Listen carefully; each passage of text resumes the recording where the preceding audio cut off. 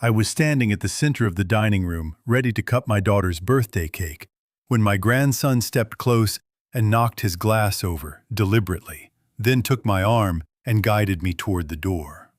"Let's go, Grandpa," he murmured. "We need to leave, right now. Act like nothing's wrong." I thought he was overreacting. Until we reached the car, locked every door, and he turned to me with a look I had never seen on his face before. Quiet, certain, and completely serious. 10 minutes later, I called the police. Thank you for tuning in to Dad Family Revenge. Your support means the world to me. Where are you watching this from tonight? Drop your location below. Please note, certain dramatic elements have been added for entertainment and educational purposes. While names and settings are incidental, the underlying advice remains deeply valuable for your family's safety. The first thing I noticed was the cake. It was 3 tiers high, frosted in pale ivory, with gold lettering that read, "Happy 35th Victoria," in a curling script that must have cost someone a considerable amount of money. There were fresh flowers tucked between each layer, white roses and sprigs of lavender, and the whole thing sat on a silver stand in the center of the dining room, like a centerpiece in a magazine spread. Everything about it was perfect. Too perfect. The kind of perfect that takes weeks to plan, and a very specific kind of hunger to execute. I sat in the chair they had placed for me near the head of the table. The chair with the cushioned seat and the armrests. The chair that announced without a single word that the old man needed to be comfortable. Around me, maybe 40 people moved and laughed and refilled their glasses. I recognized the handful of faces, distant cousins I hadn't spoken to in years, a neighbor from 2 streets over who didn't seem to know why he was there either. The rest were strangers.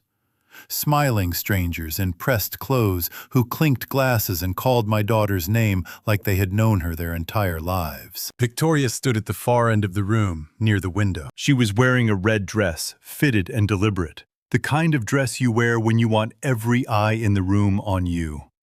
Her dark hair was pinned up with a single clip, and her makeup was the kind that looked effortless because someone skilled had worked very hard to make it look that way. She was laughing at something a man in a gray jacket had said, her hand resting lightly on his arm, her head tilting back just enough to show she was having the time of her life. I watched her the way you watch weather rolling in from the coast. Steady, patient. Not because you enjoy it, but because you need to know what's coming. Leo stood about 12 feet away from me near the beverage table. He was holding a glass of sparkling water he hadn't touched, wearing the dark blue button-down I'd told him made him look trustworthy.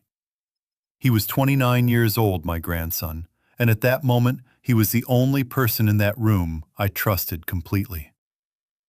We hadn't spoken in nearly 20 minutes. We didn't need to. He caught my eye for just a second and gave me the faintest nod. Nothing yet. I nodded back and reached for the glass of water on the table beside me. My hand was steady. I made sure of that. "Everyone?" Victoria's voice rose above the noise like a hand reaching through water, clear and practiced and warm in the way that certain people learn to make their voice sound warm without feeling anything behind it. The room settled almost immediately. She had that effect on people. She always had. "I want to bring my father up here for the cake." There was a ripple of applause. Someone near the kitchen let out a small cheer. I smiled at the room the way I had been smiling all afternoon, slowly, a little vaguely, like a man whose thoughts arrived a few seconds after everyone else's. I had been practicing that smile since the morning. I pushed myself up from the chair with both hands on the armrests, taking longer than I needed to. A woman nearby reached out and touched my elbow, her face soft with concern. "Careful, sweetheart," she said, and I thanked her with a slight trembling of my lips that I had also practiced. Victoria met me at the head of the table. She kissed my cheek, her lips barely making contact, and placed one hand on my shoulder and one on the long silver handle of the cake knife. "Here we go, Daddy," she said softly, close to my ear. "Just hold the knife with me." Her husband Marcus appeared on my other side. He was a broad-shouldered man with a firm handshake and the kind of easy confidence that came not from achievement, but from never having been told no. He put his hand on my back and gave it one solid pat.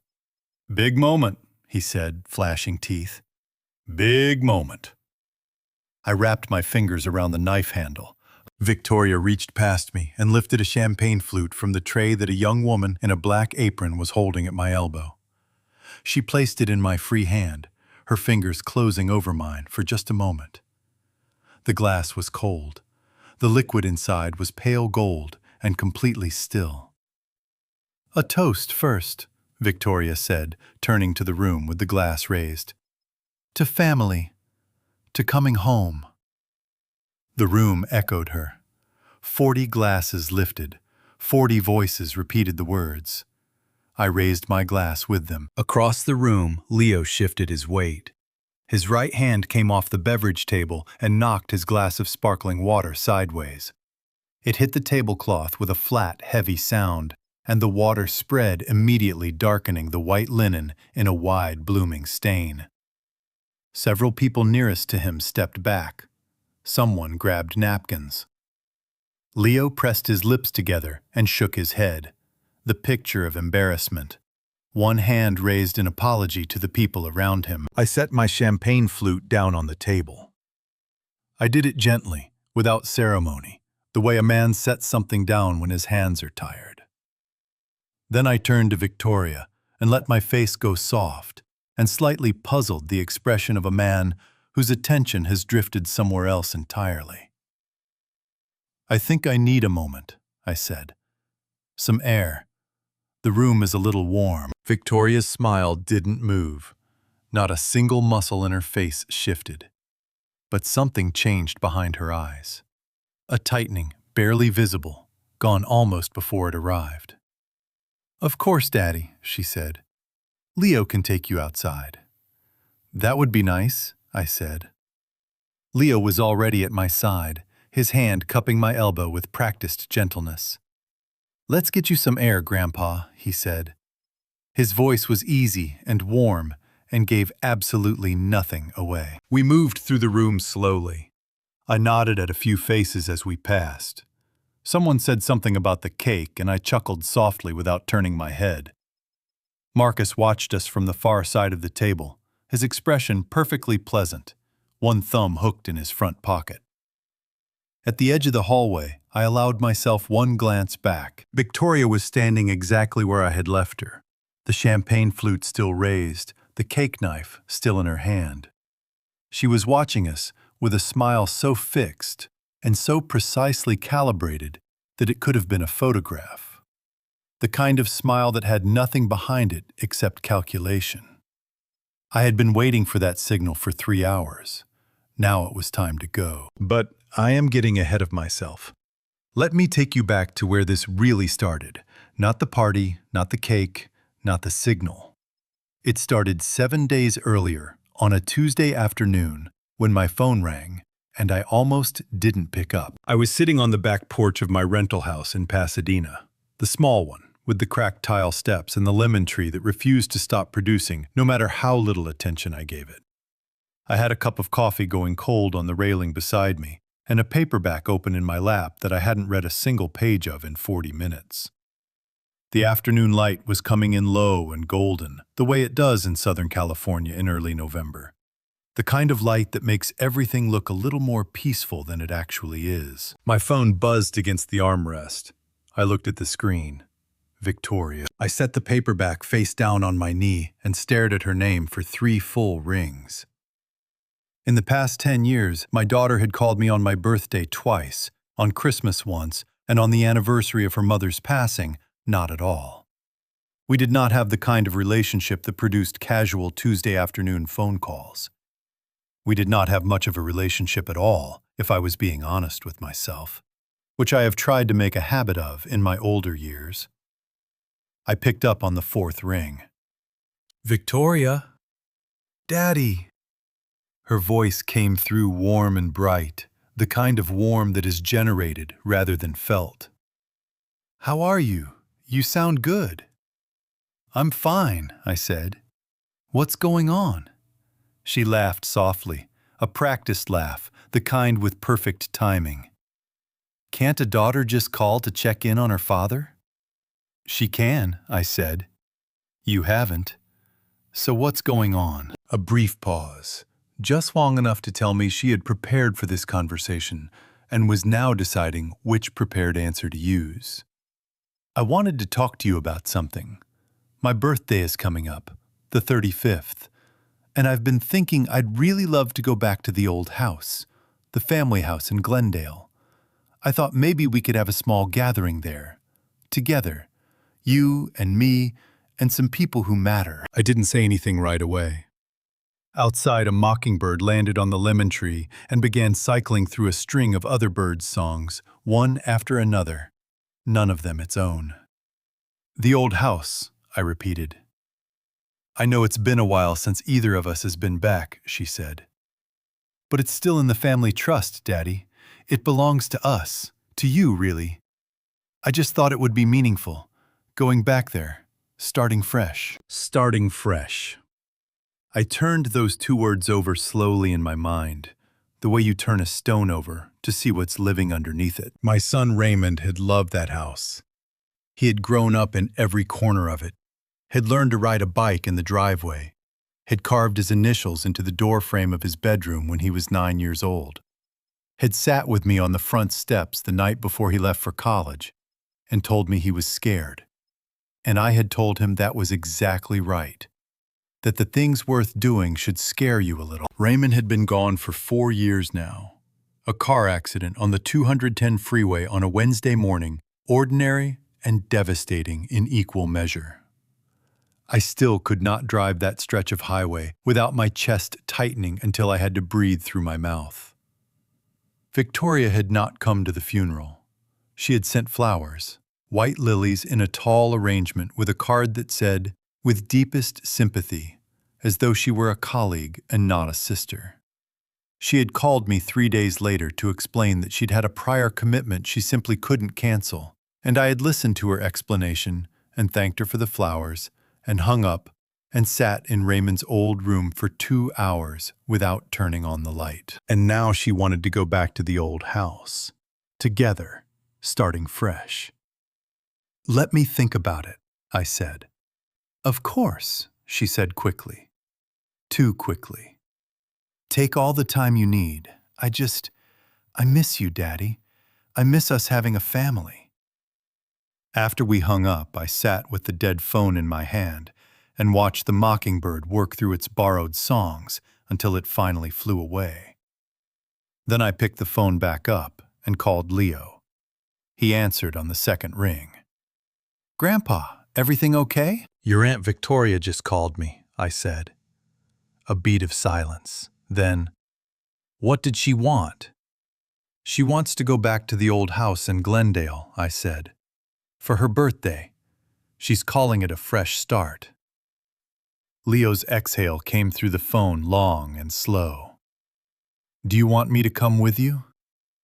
I looked at the lemon tree, at the fruit hanging heavy and yellow on every branch, waiting to be picked by someone who had the patience to reach for it. "Yes," I said. "I do." Leo came over that same evening. He showed up at my door in Pasadena with a brown paper bag from the Vietnamese sandwich place on Colorado Boulevard that he knew I liked, even though he always pretended he was just passing by and it was no trouble. He was like that, generous in ways he tried to make look accidental, as though the kindness might embarrass us both if we named it directly. We sat at my kitchen table and ate without talking much at first. The sandwiches were good. The coffee I made was too strong the way I always make it, and Leo drank his without complaining the way he always does. "Tell me about the house," he said eventually. I wrapped both hands around my mug. "We lived there for 22 years before your grandmother got sick and we moved somewhere smaller, easier to manage." "And it's been sitting empty since?" "Rented out for a while. The last tenants left in March. It's been sitting since then." I looked at the table. "It's still in the trust, my name on the deed." Leo nodded slowly. He had his mother's eyes, my late daughter-in-law's eyes, dark and steady and good at listening. "So Victoria wants to go back there," he said, "to a house she has no legal claim to, for her birthday." He said it the way you say something when you want the other person to hear how strange it sounds. That's what she said. And you believe her? "I believe she wants something," I said. "I'm not sure yet what it is." Leo was quiet for a moment. He turned his coffee mug a half rotation on the table and then turned it back. "Grandpa," he said, "I want to look something up before we go. Property records, trust documents, anything filed recently connected to your name or the Marengo address." He paused. "Is that all right?" "That's why I called you," I said. He smiled at that. A small, real smile, nothing performed about it. He pulled out his laptop and spent the better part of an hour going through county records and court filings, while I washed the dishes and listened to the radio in the other room. When he called me back to the table, his expression had changed. Not alarmed, just settled. The way a face settles when a suspicion becomes a fact. "There's nothing filed yet," he said, "but there are 2 attorney consultations on record connected to a firm in Burbank that specializes in conservatorship proceedings. One consultation was 6 weeks ago. The second was last Friday." He turned the laptop toward me so I could see the screen. "The name attached to both consultations is Marcus Hale, Victoria's husband." I sat down. I had met Marcus Hale 4 times in my life.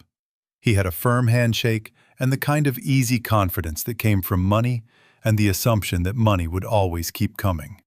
He called me sir and then immediately forgot to. He was the sort of man who treated every room he walked into as though he had already won whatever was happening there. "Conservatorship," I said. The word sat heavy on my tongue. In California, a conservatorship gives another person legal authority over someone's finances and personal decisions, Leo said carefully. It's typically used when a court determines that an individual is no longer capable of managing their own affairs. Once it's granted, the conservator controls bank accounts, property, medical decisions, everything. He paused. To get it approved, they need medical documentation stating that the person is mentally or physically incapacitated, usually supported by witness testimony. And a party full of people watching an old man fumble around and call his grandson by the wrong name would be exactly the kind of witness testimony they'd need, I said. Leo didn't answer. He didn't have to. I pushed back from the table and walked to the window. Outside, the street was quiet. A neighbor's sprinklers were running on the wrong night of the week. The lemon tree stood in the side yard, steady and indifferent. Raymond used to climb that tree when he was small. He would get up into the branches and refuse to come down until I stood underneath and told him his story. It didn't matter what story. He just wanted to hear my voice carrying up through the leaves to wherever he was sitting. I'd been trying to think of what to call the feeling I'd had since Victoria's phone call, and standing there at the window, it finally came to me. It wasn't anger. It wasn't even sadness. It was something older and quieter than both of those. The particular grief of a father who has watched his child choose again and again to become someone he doesn't recognize. "She's going to expect me to seem confused," I said, still looking out the window. "Forgetful. Easy to manage." "Yes," Leo said. "Then that's what she'll get." I turned around. "When we're there, I'm going to call you Raymond." Leo blinked. "Grandpa." "Not to hurt you," I said quickly, "and not because I've forgotten who you are. I know exactly who you are. You're the best thing Raymond left behind." My voice held. I made sure of it. "I'm going to call you Raymond because I want to watch her face when I do. I want to see whether she feels anything at all." Leo held my gaze for a long moment. Then he nodded. "And if something goes wrong," I said, "if at any point you think I'm in real danger, you make something fall. A glass, a plate, anything that makes noise. Something falls, Leo repeated. I understand. Good. I sat back down. Now tell me everything you know about the wiring in that old house. We arrived at the Marengo Avenue house at 10 in the morning. Leo had booked us a room at a Holiday Inn 2 miles away the night before, just in case, and we had slept there, or tried to. I lay awake until past 2 in the morning, listening to the freeway noise, and thinking about the last time I had stood in that house. It had been the winter after Raymond's funeral. I had gone back alone to pick up a box of his things I had forgotten during the move. I had stood in the doorway of his old bedroom for a long time before I could make myself go in. The drive from the hotel to Marengo took 11 minutes. Leo drove. I watched the neighborhood come back to me slowly, the way memories do when the body gets close enough to them. The dry cleaners on the corner that had changed names twice. The park where Raymond used to feed the ducks. The particular slant of the sidewalk in front of number 41 that had always caught people off guard. My chest did something complicated and quiet that I did not put a name to. The house looked different and exactly the same. The front yard had been freshly landscaped, new sod, trimmed hedges, a row of white impatiens along the front walk that had certainly not been there in March. The shutters had been repainted a deep charcoal gray. A catering van was already parked in the driveway, its back doors open, 2 young men in black shirts carrying trays inside, through the side entrance. She's been planning this for a while, Leo said quietly from the driver's seat. Since before she called me, I said. We sat in the parked car for a moment. The morning was cool and bright, the kind of California November morning that makes the air smell faintly of eucalyptus and dry grass. I watched the catering men carry in trays and thought about how much effort goes into something when you need it to look effortless. Ready? Leo asked. I've been ready since Tuesday, I said. We went in through the front door, which Victoria had left unlocked for us. The entryway smelled of fresh paint and something floral from a candle burning on the console table near the stairs. Everything was clean and arranged and considered. The rug in the hallway was new. The family photographs on the wall had been rehung, straightened, reframed, some of them replaced entirely with prints I had never seen before. Someone had put a great deal of thought into making this house look like a home, without understanding what makes a home feel like one. I walked slowly the way I intended to walk all day. Leo stayed half a step behind me, his eyes moving. The kitchen was where I felt it first. My wife Helen had spent 20 years in that kitchen. She had made coffee every morning at the counter by the window, had kept her recipe cards in the drawer beside the stove, in a wooden box her mother had given her, had stood at that sink on the last Thanksgiving before she got sick, and watched the backyard fill up with grandchildren, and said to me quietly that she couldn't imagine wanting anything more than this moment. Right here. The recipe card box was gone. The drawer where it had lived held serving spoons and a corkscrew and nothing else. I stood at that drawer for a moment with my hand on the handle. Then I opened the cabinet above the counter where I had always kept my medications, the metoprolol for my heart, the low-dose aspirin, the blood pressure tablet I took every morning without fail. The cabinet was clean and bare. Not reorganized, emptied. Leo, I said. He was beside me in 3 steps. I pointed to the cabinet without speaking. He looked at it, then at me, and something moved across his face that he controlled quickly and professionally. How long have you been taking the metoprolol? He asked, his voice low. 11 years, I said. He took out his phone and photographed the empty cabinet. Then he moved to the window above the sink and looked out at the backyard without touching the glass. Grandpa, he said, come look at this. Don't touch anything. I crossed to the window. In the backyard, 2 men in dark clothing stood near the far fence. They were not setting up tables. They were not carrying anything. They were simply standing facing the house in the particular way that people stand when standing is their job. My stomach did not drop. My hands did not shake. What happened instead was quieter than that, a slow, settling certainty, the kind that arrives not as a shock, but as a confirmation of something you already knew. "That's two," Leo said. "I counted two more near the side gate when we pulled in."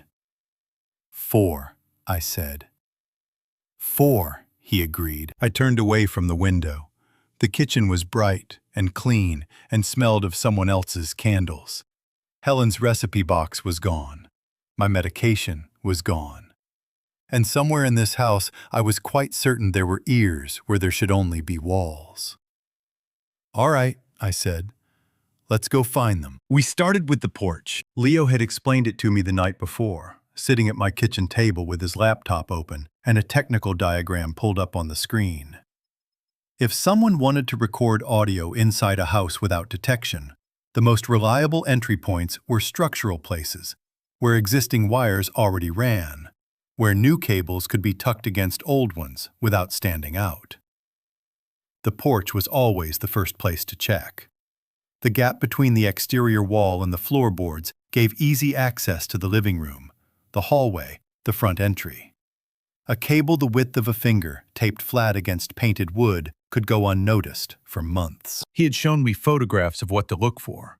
I had studied them the way I used to study case files when I worked in property law, back when my eyes were sharper and my knees didn't complain about kneeling. They still complained. I knelt anyway. The gap between the porch floorboards and the exterior wall ran the full length of the front of the house. I moved along it slowly, one hand on the railing for balance, the other running just above the surface of the wood without touching. Leo crouched at the far end, doing the same from the other direction. I found it about 2/3 of the way down. It was a thin cable, charcoal gray, running flat against the underside of the porch railing and disappearing into a small hole that had been drilled through the exterior wall at the baseboard level. The hole was clean, not rough, not recent.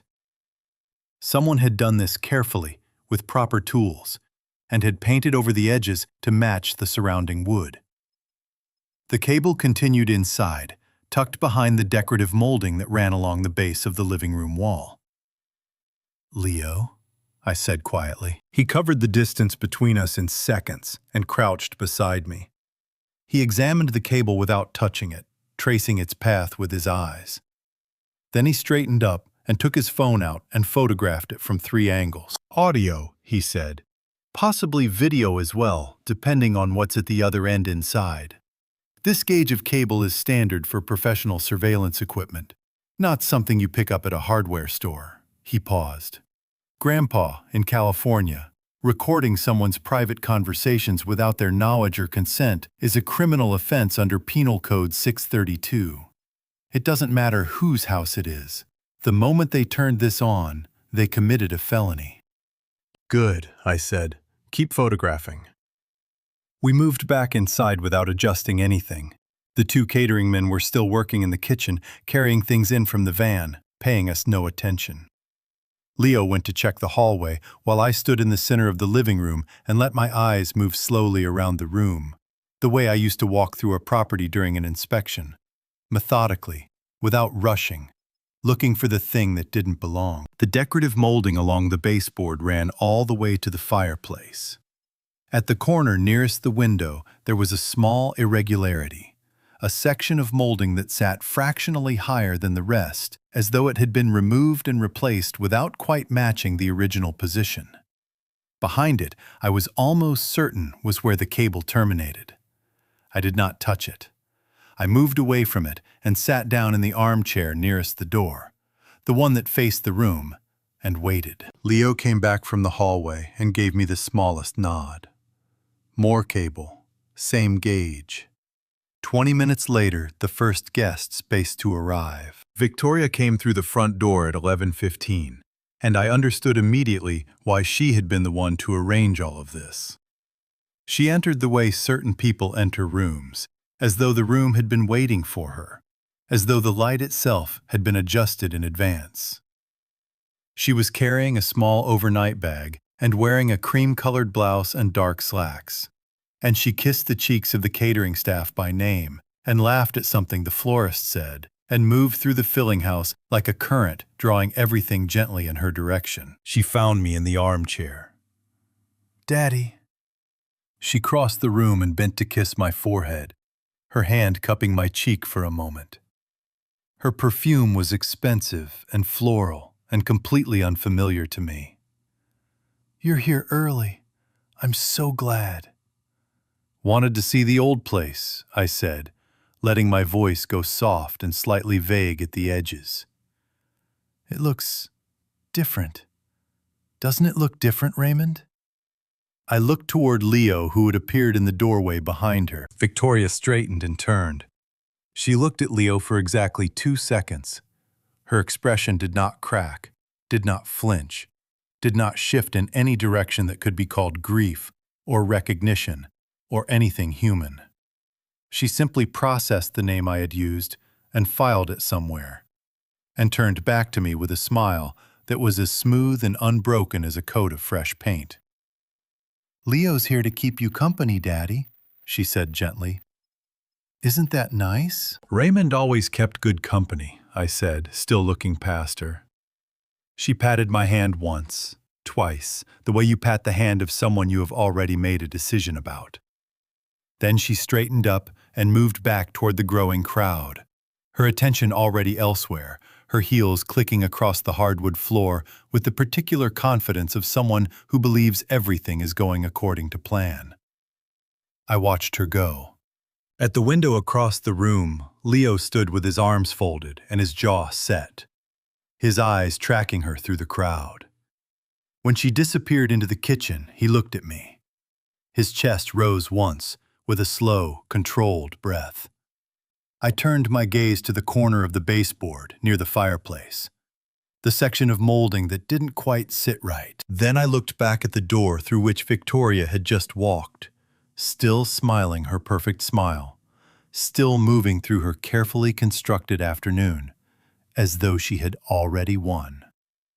So are you, I thought. So are you. By noon, the house was full. 40 people, maybe more, moving through rooms that had been mine for 22 years, and now felt like a stage set built to resemble them. The catering staff moved with quiet efficiency between the kitchen and the dining room, refilling platters of food that nobody seemed particularly interested in eating. Someone had put music on, something soft and instrumental that filled the spaces between conversations without calling attention to itself. Balloons in gold and ivory floated above the mantel. A banner across the archway read, "Happy 35th," in the same curling script as the cake. I sat in my chair near the window and let the party move around me. This was the role I had agreed to play, and I played it carefully. I kept my shoulders slightly rounded, my movements deliberate and slow. When someone spoke to me, I took a half-second longer than necessary to respond, as though the words were traveling a greater distance than usual before they arrived. I smiled at people I didn't recognize, with the warm, slightly unfocused pleasure of a man who has given up trying to place faces. I held my glass of sparkling water in both hands, like a man who needed the steadiness. A cousin I hadn't seen in 15 years crouched beside my chair and asked how I was feeling. "Better some days than others," I said, and patted her hand, and watched her face soften with exactly the kind of gentle pity that Victoria would want documented. Leo moved through the room at a careful distance from me, never close enough to suggest we were coordinating, never far enough that I couldn't find him in under 3 seconds. He had a gift for disappearing into social situations. He could hold a glass and nod at the right moments, and make people feel he was fully present, without giving away a single thing he was actually thinking. Raymond had been the same way. It was one of the things I had always loved about both of them. Marcus found me at 12:40. He came from the direction of the kitchen, a glass of bourbon in one hand and the other tucked into the front pocket of his slacks.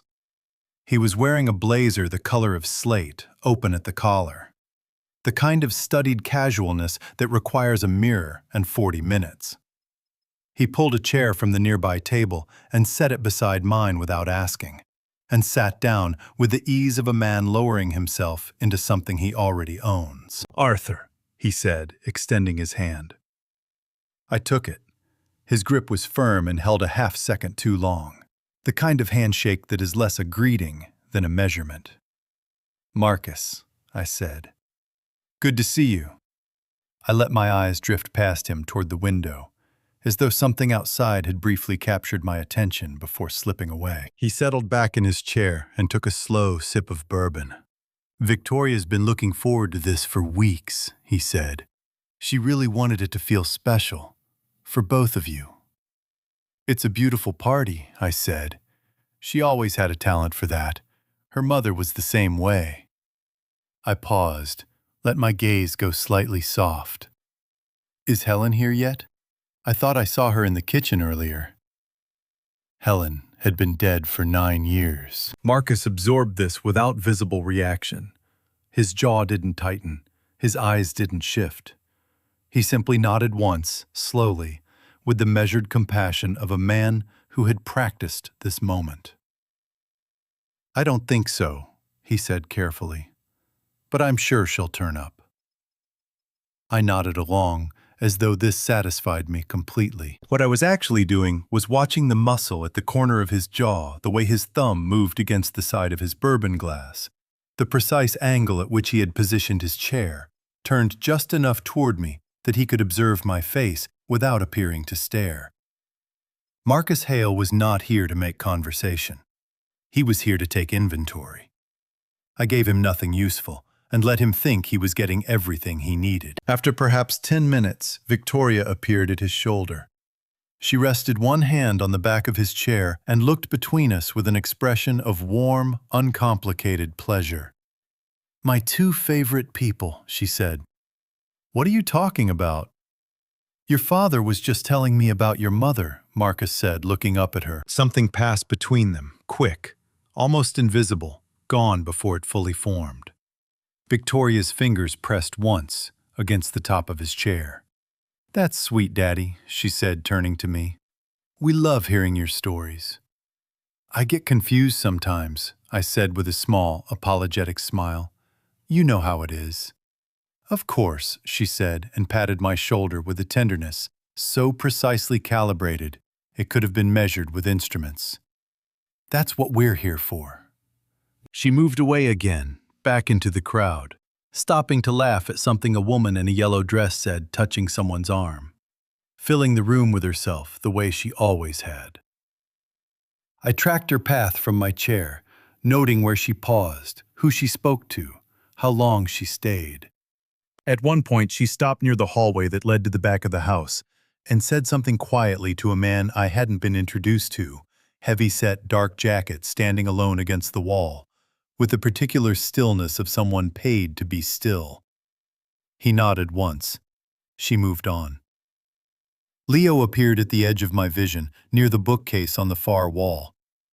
He wasn't looking at me. He was looking at the same man in the dark jacket. I lifted my sparkling water and took a slow sip and let my gaze drift back to the window. Back to the gold afternoon light coming through the glass. Back to the performance of a man with nowhere particular to be and nothing pressing on his mind. My heart was steady.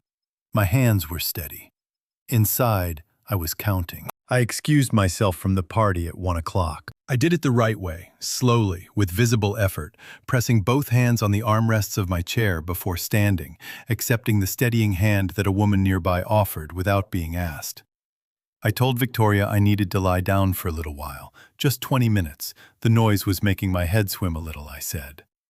She was at my side immediately, her hand on my elbow, her face arranged into an expression of devoted concern that would have looked entirely convincing to anyone who didn't know her the way I did. "Of course, Daddy," she said. "The guest room is all set up for you. Fresh sheets, everything." "You think of everything," I said, and meant it in a way she would not understand. She walked me to the door of the guest room herself, her heels quiet on the hallway runner, one hand at the small of my back. At the door, she kissed my cheek and told me to rest as long as I needed. I thanked her and went inside and sat down on the edge of the bed and waited. Leo knocked 2 minutes later. 3 soft taps, the way he always knocked on my door at home when he didn't want to startle me. I said, "Come in," and he slipped inside and closed the door behind him without making a sound. He crossed to the window and looked out at the side yard, checking angles, checking sight lines, then came and sat in the chair across from me. We kept our voices low, not whispering, just quiet. Normal conversation volume for a room where someone might be listening. 4 outside, he said. 2 at the back fence, 1 at the side gate, 1 near the driveway. None of them have moved in the past hour. They're not guests, and they're not catering staff. They're positioned to cover every exit from the property. I nodded. The man in the dark jacket inside. He's been in the hallway near the back bedroom for the last 30 minutes, Leo said. He went in once, came back out, stood there. I couldn't see what he was doing in there without making it obvious I was watching. What's your read on him? Leo leaned forward, elbows on his knees. He's not security. Security moves. Security scans. This man is waiting for something specific. He paused. I think he's waiting for a signal. From Marcus or from Victoria? I thought about Marcus and his bourbon and his half-second too-long handshake. Did you get anything more on the cables? There's a second run in the hallway, Leo said. Same gauge, same installation method as the porch. It terminates somewhere near the back bedroom.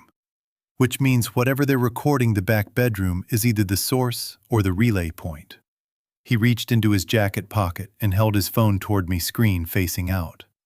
The photographs were clear and detailed, the cable against the baseboard, the drilled entry hole, the painted-over edge. I also got a clean shot of the section of molding near the fireplace that you flagged. There's a small device behind it. Looks like a transmitter. A transmitter. Not just recording for later, transmitting in real time to someone, somewhere, who was listening as the party unfolded. I sat with that for a moment. Outside the window, the afternoon had settled into the particular stillness of a California November that can't decide whether to be warm or cool and ends up being both at once.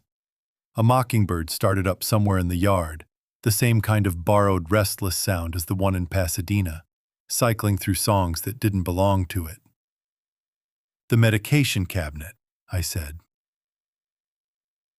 Emptied before we arrived, Leo said, which means they planned for you to be here without your metoprolol, without your blood pressure medication.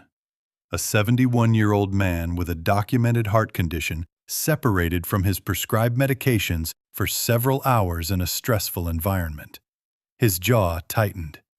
If anything happened to you today medically, they would have complete control over what happened next, who made decisions, where you went. The room held that thought between us for a moment. The music from the party filtered under the door, soft and unintrusive, the kind of background sound that made everything happening inside it feel more surreal by contrast. Raymond would have hated this house today, I said. Leo's breath caught just slightly, just enough for me to hear it. He pressed his lips together and looked at the floor for a moment. When he looked back up, his eyes were steady, but not entirely dry. Yeah, he said quietly. He would have. He would have walked straight up to Victoria and asked her directly what she was doing. I almost smiled. He never could stand a lie in the room. Drove me crazy when he was young. I understand it better now. Leo cleared his throat. Grandpa. His voice had come back to its normal register, controlled and focused. The man in the dark jacket. I need to get close enough to see what he's carrying. Can you give me 10 minutes? Take 15, I said. I'll stay here. If anyone checks on me, I'm asleep. He stood, smoothed the front of his shirt, and moved to the door. His hand rested on the handle for a second. Your medication, he said without turning around. Did you bring a backup supply? Inside jacket pocket, I said, left side. I've been carrying a 3-day supply in there since Tuesday. He exhaled one short, relieved breath. Then he opened the door and stepped out into the hallway and pulled it quietly closed behind him. I lay back on the bed and stared at the ceiling. The plaster up there was the same as it had always been, the same faint water stain near the light fixture that I had been meaning to fix for 15 years. Helen had pointed it out every few months, never with real irritation, just as a running observation, the way long marriages accumulate small, unfinished things that become their own kind of language. I had never fixed it. And now, someone else owned the ceiling it was on. From somewhere beyond the door, Victoria's voice rose briefly above the music, bright and certain and completely in command of the room she was standing in. I closed my eyes and waited for Leo to come back. Leo came back in 14 minutes. I heard his knock, 3 soft taps, and sat up from the bed before he had finished the third one. He came in quickly, closed the door behind him, and stood with his back against it for a moment. His face had the particular stillness of someone who has just seen something that confirmed their worst assumption, and is now deciding how to say it calmly. "The man in the dark jacket," he said. "His name is Harrison. I heard Marcus call him that near the kitchen doorway. He's not wearing scrubs yet, but he has a medical bag, the hard-sided kind, black, the type that physicians carry for house calls. It's sitting on the floor of the back bedroom with the door half open." "What kind of physician makes house calls to a birthday party?" I said. "The kind who isn't actually a physician," Leo said. I couldn't get close enough to see inside the bag, but I could see papers. Not medical charts, documents, the kind with signature lines. I stood up from the bed and straightened my jacket. "Then we need to see those documents." "Grandpa, I know the layout of this house better than anyone in it," I said. "I know which floorboards creak and which ones don't. I know that the back bedroom shares a wall with the kitchen pantry, and that if you stand in the right corner of the pantry, you can hear a conversation in the bedroom clearly enough to follow it." I looked at him. "Your grandmother and I used that corner to eavesdrop on Raymond and his friends when he was 15, and we thought he might be smoking." Leo stared at me. "Was he?" "Occasionally," I said. "We let it go. The point is, I know this house." We went back out into the party separately. I shuffled through the living room with my slightly vague expression firmly in place, stopping once to admire a floral arrangement I had no interest in, pausing to let a child run past me in the hallway. Leo drifted toward the back of the house. I turned toward the kitchen. The kitchen was quieter than the rest of the house. 2 catering staff were loading empty trays into a rack near the back door, and a woman I didn't recognize was refilling a pitcher of iced tea at the counter. I moved to the far end of the room near the pantry, opened the pantry door as though I were looking for something, and stood in the corner behind the shelving unit. The back bedroom was directly on the other side of the wall. I could hear 2 voices, Marcus, low and controlled, and another voice, Harrison, with the clipped, effectless delivery of a man reciting from a checklist. "The attending physician documentation is complete," Harrison said. "Dated last week.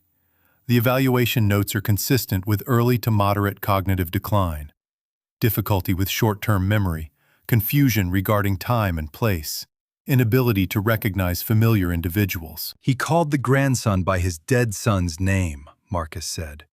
"Twice. In front of witnesses." "That goes in the supplemental record," Harrison said. "It strengthens the petition considerably." A conservatorship petition. I had filed dozens of them in my years as a property attorney, always on behalf of families who genuinely needed them, always with the full consent and understanding of everyone involved. I knew exactly what the document looked like, what language it used, what it meant when a judge signed it.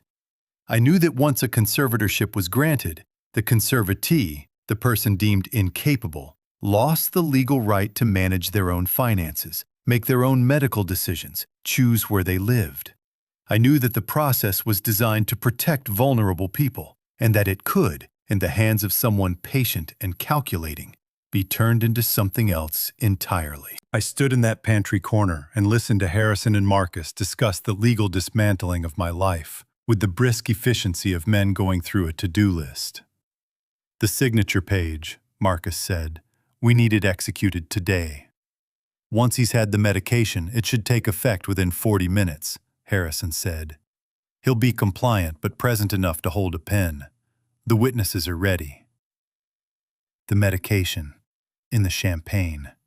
In the toast Victoria was planning at the cake. I backed out of the pantry carefully, one step at a time, making no sound on the floor. The catering woman at the counter was still refilling the pitcher and did not look up. I moved to the silverware drawer, the second one from the left, the one Helen had always designated for the good serving pieces, and opened it slowly. Behind the tray insert, in the space between the tray and the back of the drawer, was a small glass bottle. No label. A fine white residue had settled at the inside of the cap, the kind of residue that forms when a powder has been dissolved in liquid and a small amount has dried around the seal. The bottle was almost empty. Enough had already been prepared. My hands did not shake. I needed them not to shake, so they didn't. I took Leo's phone from my jacket pocket. He had given it to me before we separated in case I needed the camera, and photographed the bottle in place without moving it. 3 photographs from 3 angles.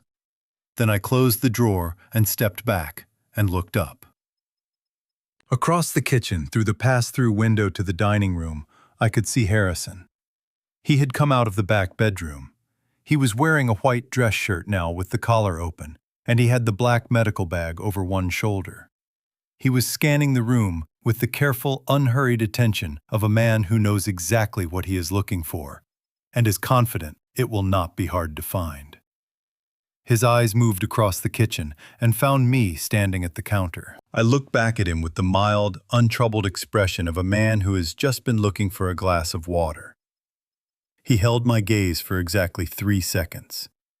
Then he moved away toward the dining room, adjusting the strap of the bag on his shoulder. My chest tightened, not from fear, from the particular cold clarity that arrives when you have stopped wondering whether something is happening, and accepted that it already has. I slipped Leo's phone back into my jacket pocket, pressed my hand flat against the counter for one steadying moment, and walked back out to the party. I found Harrison near the fireplace. He had positioned himself at the edge of the living room with his back partially to the wall, the same wall where the cable terminated behind the loose section of molding, and he was holding a glass of water he hadn't touched. The medical bag was no longer on his shoulder. He had set it down somewhere, which meant he had been back to the bedroom since I saw him in the kitchen. The documents were close, staged, and ready. I crossed the room slowly, navigating around a cluster of guests who were laughing at something near the window, and stopped a few feet from Harrison, with the slightly bewildered expression of a man who has just recognized someone he can't quite place. "Excuse me," I said. "I'm sorry to bother you. You look very familiar. Did you used to work at Huntington Hospital? I had a cardiologist there years ago. Dr. Marsh." Harrison looked at me with the careful attention of a man recalibrating. Up close, he was younger than I had first estimated, mid-40s, clean-shaven, with the kind of neutral, forgettable face that is useful in certain professions. His eyes were quick and assessing, and they moved over me the way you scan something you've already categorized. "I don't work at Huntington," he said. "You might be thinking of someone else." "Oh, of course," I said, nodding slowly, letting my gaze drift and resettle with the slight delay I had been practicing all day. "My memory isn't what it used to be. You know how it is." I offered a small, self-deprecating smile. "Are you a friend of Victoria's or Marcus's?" "An associate," he said. "Of the family." "Wonderful," I said warmly. "It's good to have people around who care. Victoria's been so attentive lately, making sure everything is taken care of." I let my eyes go slightly soft. "She mentioned something about paperwork, medical things. I don't always follow all of it, but she said it was just routine." Something moved through Harrison's expression, not quite surprise, more like a professional adjustment, the kind a person makes when a situation behaves unexpectedly. He took the smallest possible step back. "Just routine," he agreed, his voice even and careful. "Nothing to worry about." "That's what she said." I nodded again, still smiling. "She takes such good care of things." I excused myself after another 30 seconds of pleasant wandering small talk about the weather in November and whether the catering company had done a good job with the appetizers.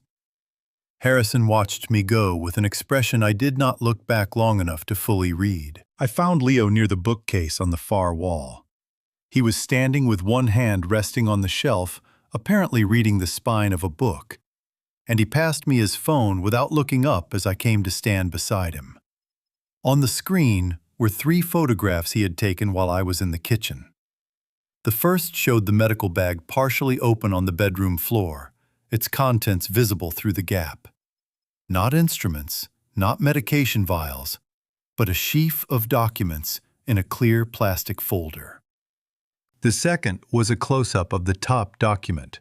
It was a California Judicial Council form, the kind used in probate court proceedings. At the top, in standard legal typeface, it read, "Petition for appointment of conservator of the person and estate." Below that, in the field marked Respondent, was my full name, Arthur James Calloway. The third photograph showed the signature page. My signature was there, Arthur James Calloway, rendered in a cursive hand that was close, genuinely close, studied and practiced. But wrong in the ways that matter. The pressure on the downstroke of the A was too heavy. The loop in the J sat too far to the right. In 30 years of signing legal documents, my hand had developed its own particular rhythms. And whoever had produced this signature had done their research, but had not done enough of it. I had signed thousands of documents in my career as a property attorney. I would have recognized my own hand across a room. This was not it. I handed the phone back to Leo without speaking. He pocketed it, still looking at the bookcase. "Forgery," I said quietly, low enough that only he could hear it. "California Penal Code 470. It's a felony. Forging a signature on a court document carries additional charges: fraud upon the court, elder financial abuse. We now have photographic evidence of a forged judicial petition, an unlabeled controlled substance prepared for administration without consent, professional surveillance equipment installed without disclosure, and 4 individuals conducting what amounts to unlawful detention by controlling the exits of a private property." Leo turned his head toward me very slightly. "How long have you been building that list?" "Since Tuesday," I said. From across the room, Victoria's voice rose above the music, clear and bright and perfectly timed, the way everything she did was perfectly timed. "All right, everyone," she called out, her hands coming together in a single soft clap. "Let's bring Dad up for the cake." The room turned toward me. 40 faces, warm and expectant, ready to watch an old man cut his daughter's birthday cake. I looked at Leo. He looked at me, and for just a moment, one single held moment, I let myself feel the full weight of what was happening in this house. The house where Raymond had carved his initials into a doorframe.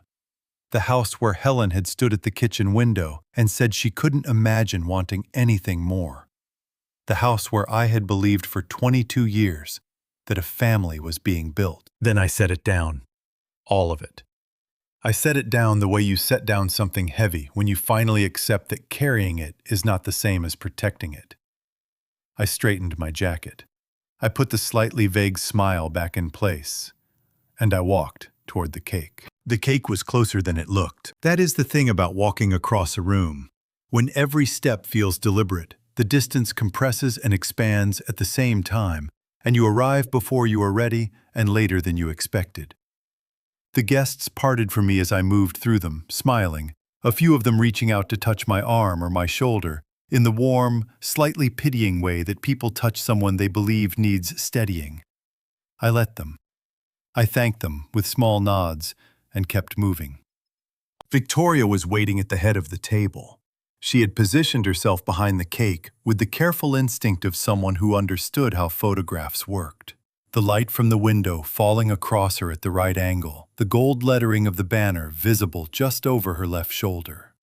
She was holding the long silver cake knife loosely in one hand, and when she saw me coming, she extended her other hand toward me, palm up, the gesture of a daughter welcoming her father. I took her hand. Her fingers were cool and dry. Her grip was controlled. She drew me gently to her side and turned us both to face the room. And the room responded with the warm, collective sound of people who are happy to be part of a moment, even if they don't fully understand what the moment is. "Here he is," Victoria said, her voice carrying easily across the room. "My father." Applause. Genuine, uncomplicated, from people who had no idea what was underneath the afternoon they were standing in. Marcus appeared on my left, close enough that his shoulder was almost touching mine. He had the bourbon glass in his hand still, or a new one, I couldn't tell, and it didn't matter. He put his free hand briefly on my back, that single, firm pat he had given me earlier, and said something low and warm that I didn't catch, because I was watching Harrison, who had taken up a position near the hallway entrance, with his arms folded and his eyes on the table, waiting for witnesses to assemble, waiting for the toast. The young woman in the black apron appeared at my right elbow with the tray of champagne flutes. Up close, I could see that the glasses were pre-poured, already fizzing gently, arrayed in a careful half-circle. Victoria reached past me and lifted a glass from the tray and placed it in my free hand, with the practiced ease of someone who had rehearsed this moment many times. The glass was cold. The liquid inside caught the light and held it. I looked down at it for just a moment, long enough to be certain, not long enough to be obvious. The champagne was slightly cloudier than it should have been, the way a carbonated drink looks when something has been dissolved into it that was not designed to dissolve cleanly. The difference was small. You would not notice it unless you were looking for it. I had been looking for it since Tuesday. Victoria raised her own glass. "To family," she said, looking at me with an expression of such complete and careful warmth that I understood for the first time just how long she had been practicing it. "To coming home." The room echoed her. 40 glasses lifted, 40 voices. I raised my glass with them. Across the table, 12 feet away, Leo stood with his glass of sparkling water. His right hand came up. His elbow caught the edge of the glass. It went over sideways, not a fumble, not a stumble, but a clean, deliberate pivot. The controlled fall of someone who has decided exactly where something is going to land. The glass hit the tablecloth with a flat, heavy sound, and the water spread immediately dark and wide, and the people nearest to him stepped back with small sounds of surprise. And Leo spread his hands and pressed his lips together and shook his head with the perfect pantomime of embarrassment. I set my champagne flute down on the table. I did it gently, with both hands, the way a man sets something down when he has decided he is finished with it. The glass made a small sound against the tablecloth. Victoria's gaze dropped to it immediately. A flicker, there and gone, fast as a breath, and then came back up to my face. I turned to her and let my expression go soft and slightly apologetic. "I need a little air, sweetheart," I said. "The room is warm. You know how I get." Her smile did not move. Her jaw did not tighten. She was better than Marcus, better than Harrison, better than anyone else in that room at keeping her face from telling the truth. But her left hand, the one holding the cake knife hanging at her side, closed around the handle just a fraction tighter than it needed to. The knuckles shifted. Just barely. Just enough. "Of course, Daddy," she said. "Leo can take you outside." "That would be nice," I said. Leo was already moving. He came around the table with his hand extended toward my elbow, his face composed and gentle.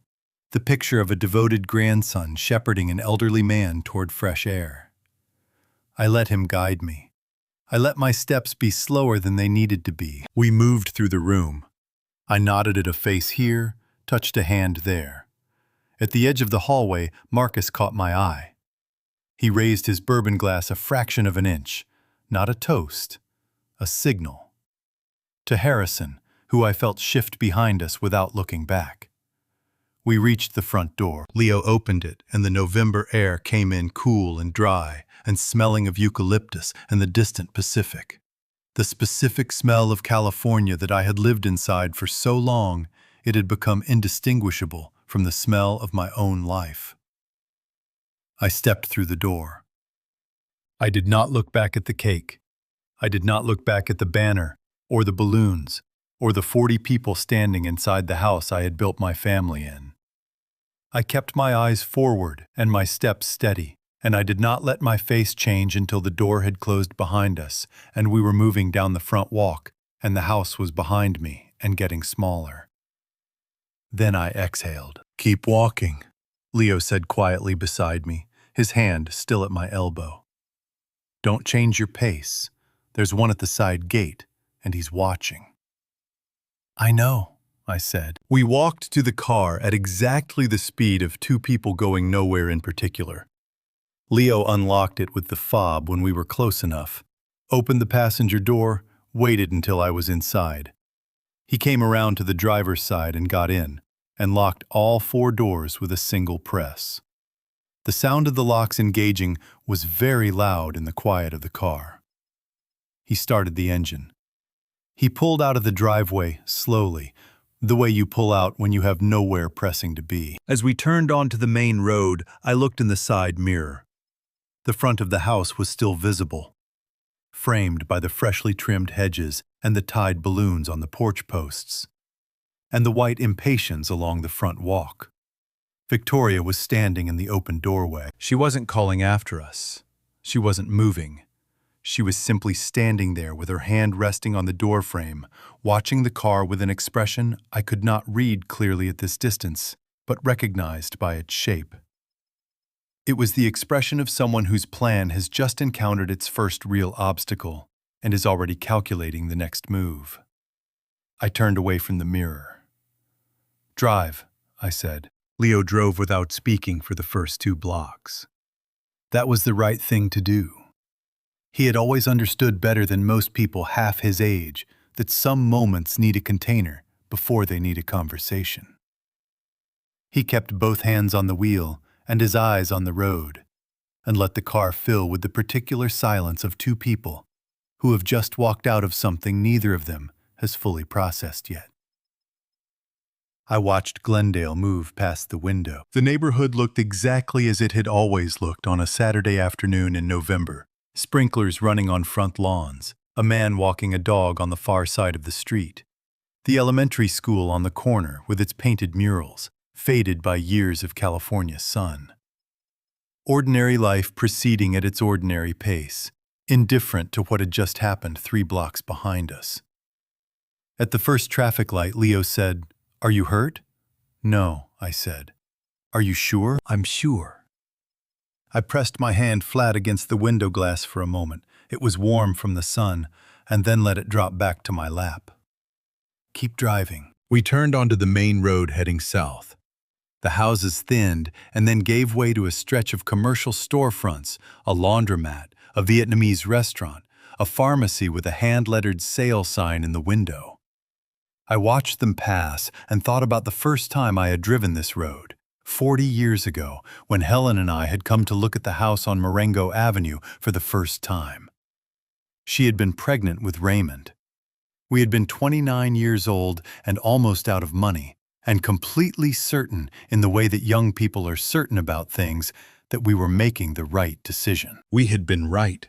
For a long time, we had been exactly right. "I need to say something," I said. "Okay," Leo said. I looked at my hands in my lap.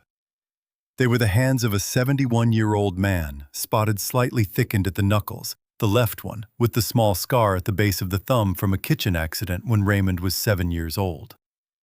Helen had wrapped it in a dish towel and driven me to urgent care herself because I had been too stubborn to admit it needed stitches. The scar was still there. It would always be there. "I loved that house," I said.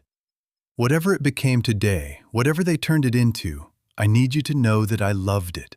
Your grandmother loved it. Raymond loved it. My throat tightened around the last sentence in a way I had not expected, and I stopped for a moment and breathed through it. That doesn't go away because of what Victoria chose to do in it. Leo's jaw moved. His eyes stayed on the road. I know Grandpa, he said, and his voice was rough at the edges in a way he was clearly working to control. Raymond carved his initials in the doorframe of his bedroom when he was 9, I said. R.J.C. About 4 inches from the floor, because he was trying to hide it. I found it 2 days later, and I should have been angry, and instead I stopped. I just touched it. That was all. I just put my finger on it. Leo made a sound that was not quite a word. It's still there, I said, under whatever paint they put on it. You can't cover something that deep with paint. We drove for another half-mile without speaking. The commercial strip gave way to the on-ramp for the 210 freeway, and Leo took it, merging smoothly into the early evening traffic, heading east toward Pasadena. I looked out at the wide, flat sweep of the San Gabriel Valley, laid out below the freeway. The mountains in the distance already going purple at their edges in the late afternoon light. The kind of view that had no business being beautiful on a day like this, and was beautiful anyway. My phone buzzed in my jacket pocket. I took it out. Unknown number. A text message, short and direct, the kind of message that arrives without preamble because the person sending it has decided that preamble is no longer necessary. You didn't cut my birthday cake, Daddy. Why did you leave? I read it twice. Then I held the phone so Leo could see it, without taking his eyes too far from the road. He glanced at it for 2 seconds and looked back at the highway. His hands tightened on the wheel, not dramatically, just enough that the leather creaked once against his palms. Unknown number, I said. She's had it ready, Leo said. That message was written before we left. I thought about that. About Victoria standing at her kitchen table or wherever she went to be alone with her plans, composing that sentence. You didn't cut my birthday cake, Daddy. The word Daddy dropped in there like a hook, designed to produce a specific feeling in a specific person. She had known exactly what she was doing when she wrote it. She had known exactly who would read it, and what it would cost them to read it. What it actually cost me was something I did not intend to give her. I put the phone face down on my knee. There will be more, Leo said. From that number or from others. Marcus may have his own approach. I know. Do you want me to take the phone? No, I said. I want to know what she tries next. Leo nodded. He moved into the left lane and settled the car to steady speed. The mountains ahead of us had gone from purple to deep blue, and the first few lights were beginning to appear in the valley below, small and scattered, the way stars appear before the sky is fully dark. Grandpa, Leo said. His voice had changed, quieter, more careful. What do you want to do? I had known this question was coming. I had been sitting with my answer since I stood in the pantry and listened to Harrison recite from his checklist. Since I held the photograph of my own forged signature on my phone screen. Since I looked at my own empty medication cabinet and understood exactly what its emptiness was designed to accomplish. I turned to Leo. Pull over at the next gas station, I said. I'm making a call. Leo pulled off the freeway at the Rosemead Boulevard exit and found a gas station 2 blocks from the off-ramp. It was a small independent station, the kind that has been in the same spot for 40 years and will probably be there for 40 more. 2 pumps under a faded awning, a convenience store with bars on the windows, a payphone that hadn't worked since the 90s, still bolted to the wall beside the air pump. Leo parked along the side fence, away from the pumps, in the shadow of a large eucalyptus tree that had pushed up through the asphalt at its base and been repaired so many times the patchwork formed its own irregular map. He cut the engine. The sudden quiet pressed in around us. Before you call, Leo said, look at everything first. All of it. I want you to see the complete picture before you talk to anyone." He reached into the inner pocket of his jacket and produced a small black flash drive, the kind that fits on a keychain. Unremarkable, the sort of thing you could carry for months without anyone noticing. He held it out to me. I took it and turned it over in my fingers once. "How many photographs?" I asked. 31, he said. I also recorded approximately 4 minutes of audio from the hallway outside the back bedroom. The transmitter signal, the cable runs, the medication bottle, the documents, it's all there. I looked at him. "When did you have time to record audio?" "While you were talking to Harrison in the living room," he said. "I went back to the hallway. I held my phone against the wall near the baseboard where the cable terminated and let it run." He paused. The transmitter was active. I picked up approximately 90 seconds of Marcus and Harrison talking before they moved away from the bedroom. I turned back to the flash drive. "Is it enough?" "It's more than enough," Leo said quietly. "The question is, what you want to do with it." He plugged the drive into the small adapter he kept on his keychain, the kind that converts the standard port to fit a phone, and handed me his phone with the drive attached. I held it in both hands and began going through the files. The photographs were exactly as he had described. The first sequence showed the cable runs, the porch installation, the baseboard in the living room, hallway, the loose section of molding near the fireplace with the transmitter visible behind it. Leo had shot each one with a small piece of his thumb in the corner of the frame for scale, the way I had seen forensic photographs done in court exhibits during my years in property law. He had done it without being told. The second sequence showed the medication cabinet empty, clearly empty, with the door fully open and the shelving visible. Then the kitchen drawer, the unlabeled bottle in its position behind the silverware tray, the white residue at the cap, the bottle orientation showing it had been opened and resealed. 3 photographs, 3 angles, the same method as the cable documentation. Then the documents. I moved through them slowly. The judicial counsel form with my name in the respondent field. The attending physician evaluation with Harrison's signature, a signature I now noticed was printed rather than cursive. The kind of signature that is easy to replicate because it has no authentic idiosyncrasies. The medical assessment notes describing cognitive decline that did not exist.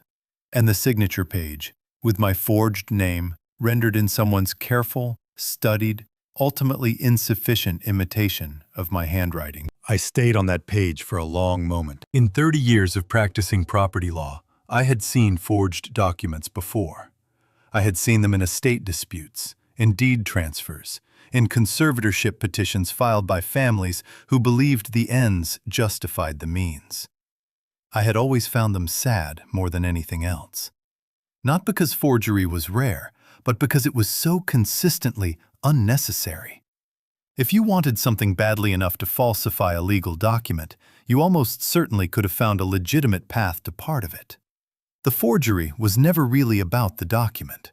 It was about the contempt underneath it. The belief that the person whose name you were copying was not worth the effort of an honest conversation. I handed the phone back to Leo. 4 minutes of audio, I said. Does it capture Harrison saying the words conservatorship petition? It captures him saying the words attending physician documentation, cognitive decline signature page, and the specific phrase compliant enough to hold a pen. Leo looked at me steadily. In California, audio recorded in a location where the recording party has lawful access and where one party to the conversation is present and consenting is admissible as evidence. I was in that hallway. I was one party. The recording is legal. I know, I said. I wrote that clause into 3 client agreements in 1998. Something shifted in Leo's face, not quite a smile, but the shape of one. He took the phone back, ejected the flash drive, and held it out to me. I took it and closed my fingers around it. Outside the gas station sat quiet in the afternoon light. A woman was filling her tank at the far pump, her radio playing something I could hear faintly through the car window. A teenager on a bicycle cut through the lot without stopping. The world was proceeding normally, on the other side of the glass, the way it always does. Indifferent and continuous, regardless of what any particular person is going through, inside a parked car on a Saturday in November. She'll have already made calls by now, I said. Victoria. She'll have a version of events ready. Yes, Leo said. She'll say I was confused, that I wandered off, that you took me without her permission. I turned the flash drive over in my palm. She'll say whatever the surveillance equipment was set up to capture an old man calling his grandson by the wrong name, losing track of time, needing to be guided from room to room. She'll say all of that, Leo agreed. And then you'll show them 31 photographs and 4 minutes of audio and a forged judicial document with a signature that doesn't match yours. I looked out the windshield. The mountains had gone fully dark now against the sky, silhouettes only, the way they looked on the nights when Helen and I used to sit on the back porch after the children were in bed and drink tea and say very little, because very little needed to be said. I want to make sure she never does this to anyone else, I said. I know, Leo said. I opened the car door. The November air came in cool and clean and smelling of exhaust and eucalyptus and the particular dryness of a Southern California evening settling into itself. I stood up from the car and straightened my jacket and held the flash drive in my right hand and my phone in my left. Stay with the car, I said. Keep the doors locked. Leo nodded. His hands went to the wheel even though the engine was off. Old instinct. Good instinct. I walked to the edge of the lot where the light from the awning reached and then stopped, and I dialed. The line rang twice before a woman answered. 911, what is your emergency? I had rehearsed this moment in my head during the drive from Glendale, running through the sequence of information the way I used to organize case presentations when I was still practicing law. Most critical facts first, supporting details in order of relevance, nothing extraneous, nothing that would cause the listener to spend time sorting instead of acting. My name is Arthur James Calloway, I said. I am 71 years old, and I am calling to report elder financial abuse, criminal forgery, and unlawful surveillance. I have photographic and audio evidence. I am not in immediate physical danger, but the situation at the property where the offenses occurred is ongoing and time-sensitive. A brief pause on the line. The dispatcher's voice came back steady and professional. Can you give me the address where the offenses occurred, Mr. Calloway? I gave her the Marengo Avenue address. I gave her the names Victoria Marcus Hale, a man operating under the name Harrison, who had presented himself as a physician without producing credentials. I gave her the nature of the offenses in precise sequence: the forged California Judicial Council conservatorship petition, the unlabeled medication prepared for administration without consent, the professional surveillance equipment installed without disclosure, the individuals controlling the property exits. The dispatcher was good at her job. She asked clarifying questions without interrupting the flow of information, and her questions were the right questions. She wanted to know if the property owner was present and consenting to the gathering, whether I had documentation of my identity, whether the individual targeted by the conservatorship petition was currently at the address. The individual targeted by the petition is me, I said. I am Arthur James Calloway. I am the respondent named on the forged document. I am also the owner of record of the property at that address, held in a revocable living trust established in 2004. Another brief pause. Then, Mr. Calloway, I'm going to transfer you to the Los Angeles County Sheriff's Department. Please stay on the line. The hold lasted 40 seconds. Then a man's voice came through, deeper than the dispatcher's, unhurried, with the particular cadence of someone who has taken a very large number of telephone reports and learned to extract the essential information without making the caller feel rushed. Mr. Calloway, this is Sergeant Davies, Los Angeles County Sheriff. I'm going to connect you with the detective on elder abuse cases for this district. Can you hold for 2 minutes? I can, I said. The 2 minutes passed. Leo had gotten out of the car and was standing a few feet away, leaning against the side fence with his arms folded, watching me without watching me, giving me space while keeping me in his peripheral vision. The gas station attendant inside the convenience store was watching something on a small television mounted above the register. The woman who had been filling her tank had gone. The new voice on the line was a woman's, brisk, direct, the kind of voice that had earned its authority rather than inherited it. "Mr. Calloway, I'm Detective Sharon Reyes, Los Angeles County Sheriff's Department, Elder and Dependent Adult Abuse Unit. I've been briefed by the dispatcher and Sergeant Davies. I'd like you to walk me through what you have." I walked her through it. I told her about the conservatorship petition filed under California Probate Code sections 1820 through 1823, the sections that govern the appointment of conservators for adults alleged to lack capacity. I told her the document named me as respondent had been prepared without my knowledge and bore a forged version of my signature that I could confirm was not authentic based on specific identifiable differences in stroke pressure and letter formation. I told her about Harrison's role as the attending physician of record on the evaluation documentation and my basis for believing he was not a licensed physician operating within his scope of practice. I told her about the surveillance equipment, the cable gauge, the installation method, the active transmitter, the real-time audio feed. I told her about the medication bottle, unlabeled, residue consistent with dissolved powder, positioned in a location I had not placed it. I told her that my daily cardiac medications had been removed from the property before my arrival. Detective Reyes asked me 3 questions when I finished. Whether I had the flash drive in my possession, whether I was willing to accompany officers to the property, whether I required medical attention. "I have the drive," I said. "I'll accompany officers. I don't require medical attention. I've been carrying a backup supply of my prescriptions since Tuesday." A pause that felt like respect rather than hesitation.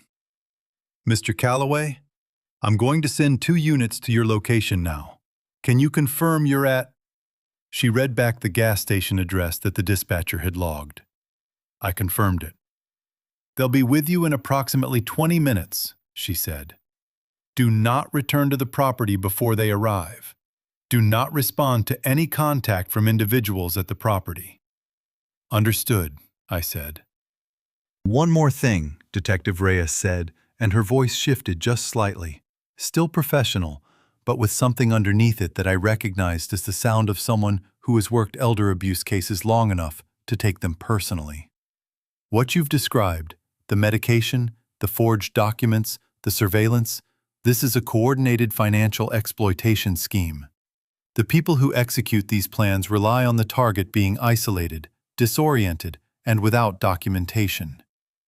You have documentation. That matters enormously." "I know," I said. "I've known what these documents look like for 30 years. I spent a career filing legitimate ones." A brief silence. Then, "Stay where you are, Mr. Calloway. We're on our way."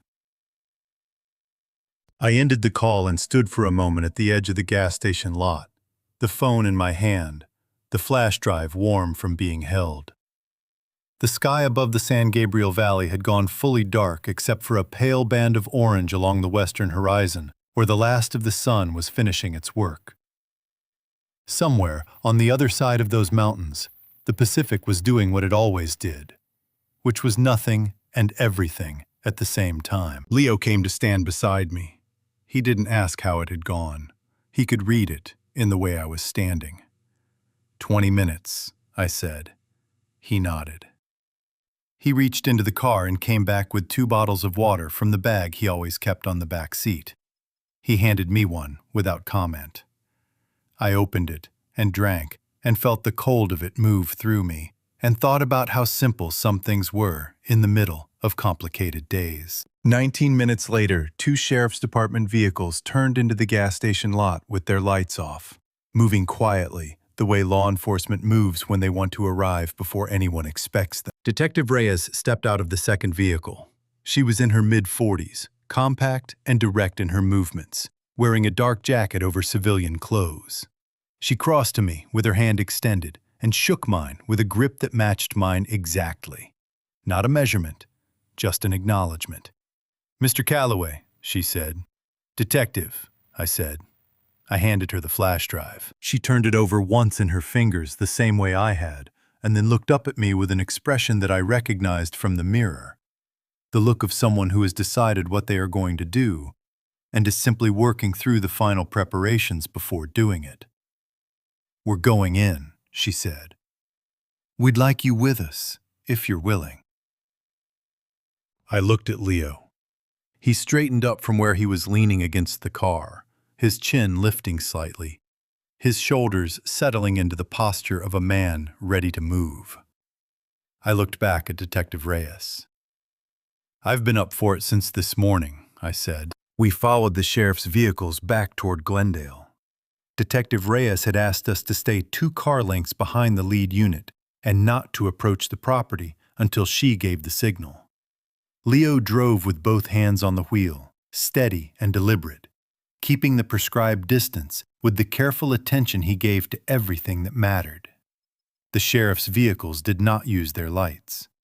They moved through the early evening traffic like ordinary cars, which was the point. I watched the road and thought about Victoria. Not the Victoria who had stood in the doorway watching us leave.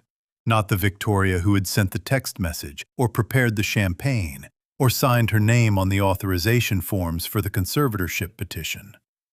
I thought about the Victoria I had known before any of that. The girl who had existed in this same city, in this same November light, before she had decided what she was going to become. She had been 9 years old when we moved to Marengo Avenue.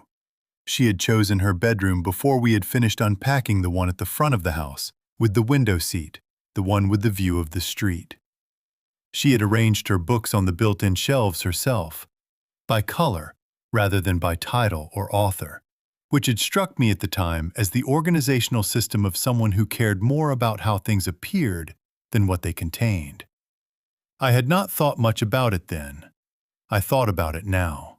She had been competitive from the beginning. Not in the way that children are competitive, wanting to win games, wanting to be first in line, but in a quieter, more considered way, as though she had identified at an early age that life operated on a system of finite resources, and her job was to secure as many of them as possible before someone else did. She had competed with Raymond for my attention, for Helen's approval, for grades and opportunities, and the corner seat at the dinner table. Raymond had never understood what she was competing for. He had not experienced life as a competition. He had experienced it as something to move through with as much warmth and as little damage as possible. They had never been close. I had spent years trying to change that, and eventually understood that some distances are chosen rather than circumstantial, and cannot be closed by a third party, no matter how much that third party wishes otherwise. "Can I ask you something?" Leo said. "Yes," I said. He kept his eyes on the road. The lead sheriff's vehicle was making the turn onto the surface streets that would take us back toward the Marengo neighborhood. "Do you think she ever—" He stopped. Tried again. "Was there a time when she could have gone a different way? A moment where it could have been different?" I considered the question the way it deserved to be considered. Not quickly, not defensively, but with the genuine effort of a man who has asked himself the same thing many times and still does not have a clean answer. "I think there were many moments," I said finally. "I think she made a choice at each one." I paused. That's not me absolving myself. I made mistakes with her. I was less patient than I should have been. I was away too much when she was young, building a practice, building a client list, telling myself I was building something for the family when some of it was just for me. I looked at my hands in my lap. But there's a point past which a parent's failures stop being the explanation for a child's choices. I believe we passed that point a long time ago. Leo was quiet for a moment. Then he said, "Raymond used to say that Victoria wasn't mean. She was just afraid." Something moved through my chest at that not quite pain. Something older and quieter. "He said that to me once," I said. I told him he was being too generous. He told me there was no such thing. I stopped. He was right about most things. I didn't tell him that enough. The neighborhood was coming back to us now. The streets I had learned 40 years ago, the turnings I had made 10,000 times between that house and the rest of my life.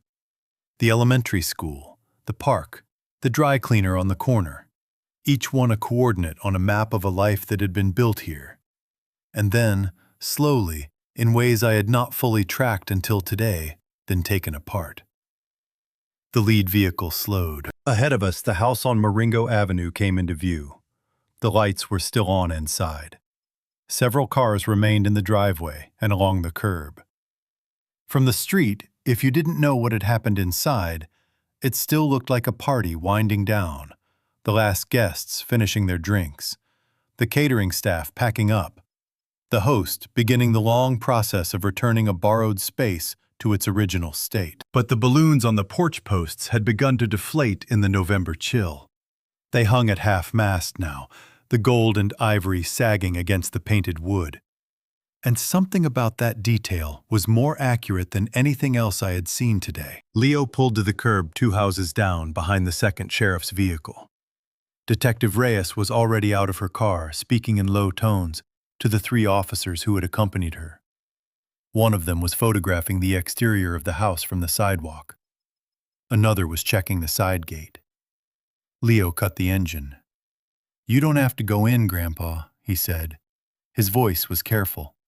"Not trying to stop me, just making sure I knew the door was there." I looked at the house, at the lit windows and the deflating balloons and the front door through which I had walked that morning with 40 years of memory in my body and a plan in my jacket pocket. Raymond's initials were still in that door frame, 4 inches from the floor, under every coat of paint they had applied. I opened the car door. The November air came in sharp and cold, the temperature having dropped in the hours since we left. I stood up from the car and straightened my jacket and looked at the house for one long moment, not with anger, not with grief, but with the particular, clear-eyed attention of a man who has finished grieving something and is now simply dealing with what remains. "Yes, I do," I said, and I walked toward Detective Reyes. Detective Reyes knocked on the front door at 6:32. I knew the exact time because I had looked at my watch when we came through the gate, a habit from my years in law when timing mattered and you learned to note it automatically. 6:32. The party had been running for 6.5 hours. The balloons on the porch posts hung slack and shapeless in the November cold, and the music that had been playing all afternoon had stopped. I stood behind Detective Reyes and to her left, with Leo at my shoulder. 2 uniformed officers flanked the doorway, one on each side of the porch steps, positioned with the particular stillness of people trained to be ready without appearing ready. A 3rd officer had gone around to the side gate before we approached the front. The 4th was somewhere at the back of the property. They had covered every exit before anyone knocked. I had not needed to suggest it. Reyes knocked again. 3 firm raps, the kind that communicate authority without announcing it. The door opened. Victoria stood in the frame. She was still in the red dress, but something about her was different from this morning.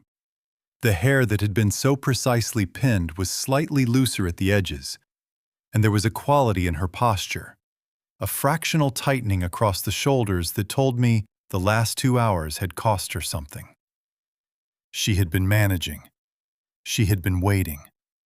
She had been constructing her next position the way she always constructed her positions. Carefully, methodically, from the outside in. But she had not expected 4 officers and Detective Reyes. Her eyes moved across the group on her porch in a single rapid sweep, and then they found me. Something shifted in them, fast, gone almost before it registered, and then her face composed itself into an expression of bewildered relief, so precisely calibrated that a stranger would have found it completely convincing. "Oh, thank God," she said, her voice catching on the second word in a way that sounded like tears held back. "Daddy, we've been so worried. Leo, what happened? Where did you take him?" Leo said nothing. I had asked him before we got out of the car not to engage with anything she said to him directly. He stood at my shoulder and kept his face neutral and let her words go past him without catching. Detective Reyes spoke before Victoria could continue. "Ma'am, I'm Detective Reyes, Los Angeles County Sheriff's Department. We're here in connection with a report of financial exploitation of an elder adult. Are you Victoria Hale?" Victoria turned to her. The expression of relief shifted smoothly into one of concerned confusion, a different setting on the same control panel. Yes, I'm Victoria. But I don't understand. My father, he has memory difficulties. He gets confused about where he is, who people are. Leo took him without telling anyone, and we've been— "I don't have memory difficulties," I said. My voice came out the way I had needed it to come out. Quiet, clear, completely without agitation. Not raised, not strained. The voice of a man who has no need to compete for the room's attention, because the room's attention is already his. Victoria's gaze moved to me. She held it there for 2 seconds, and in those 2 seconds, I watched her make a series of calculations that ran just beneath the surface of her expression, without breaking it. "Daddy," she said, her voice softening, "you're confused right now. You've been through a lot today. Leo shouldn't have." "I am Arthur James Calloway," I said.